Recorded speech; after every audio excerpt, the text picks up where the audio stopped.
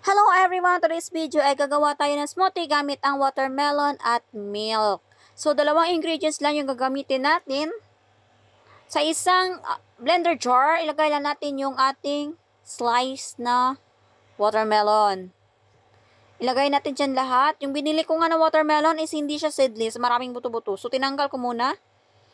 At saka ilagyan natin ng milk. Hindi na ako maglalagay ng sugar kasi matamis na yung ating watermelon.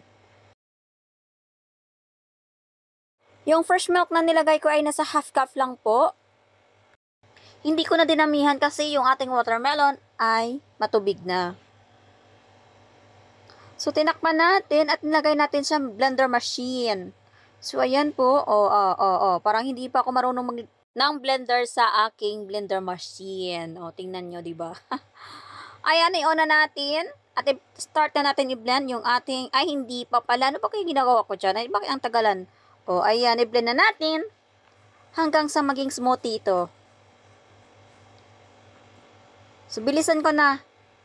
Para hindi kayo, matagalan mag-antay. Ano ba yan? So, pasensya po. Ayan po, ready na po yung ating smoothie. So, isalin na natin sa glass. So, ayan na po. Very refreshing sa ganitong mainit na panahon. Thank you for watching. See you for our next video. Bye!